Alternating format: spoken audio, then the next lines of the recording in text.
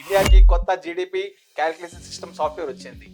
So మనం ఇప్పటి వరకు 2011 యొక్క డేట్ ద్వారా మన జీడిపిని క్యాలిక్యులేట్ చేసేవాళ్ళం. కానీ ఇప్పటి నుంచి మనం 2022 డేటా నుంచి జీడిపిని క్యాలిక్యులేట్ చేస్తాం అనమాట. సో దీనివల్ల ఎందుకు మనం 2022 డేటా వాడాలి? ఎందుకంటే ఇంతకుముందు 2011 డేటాలో మనకి స్టార్టప్స్ కానీ ఇంకా వేరేవి యూపీఐ పేమెంట్స్, డిజిటల్ పేమెంట్స్ కానీ మళ్ళీ ఇంకా ఈ గిగ్ ఎకానమీ ఇవన్నీ కరెక్ట్గా ఎగ్జాక్ట్గా క్యాలిక్యులేషన్ చేయలేకపోతున్నాం. ఎందుకంటే అవి మన డేటాలో ఇంక్లూడ్ లేవు కాబట్టి. సో ఇప్పుడున్న మన డిజిటల్ ఎకానమీలో అన్నిటిని ఇంక్లూడ్ చేయాలంటే మనం 2022 డేటాని వాడాలి. సో దీనివల్ల మనకి ఉపయోగాలు ఏంటి? Why you need it? ఎందుకంటే మనము గ్లోబల్ ట్రస్ట్ని ఎర్న్ చేయొచ్చు అనమాట. దీనివల్ల ఐఎంఎఫ్ కానీ ఏ ఫారెన్ ఇన్స్టిట్యూట్స్ కానీ మన ఇండియా మీద ఫోకస్ పెంచుతాయి. సెకండ్ వచ్చేసి అక్యురసీ పెరుగుద్ది.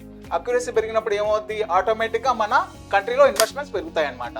అసలు మనం ఈ 2022 డేటా ద్వారా మన డ్రీమ్ అయిన $5 బిలియన్ మన ప్రాజెక్ట్ ని మనం అచీవ్ చేయగలుగుతామా లేదా అనేది మీరే కింద కామెంట్ లో చేయండి. Like and subscribe our channel Veranda IAS Telugu.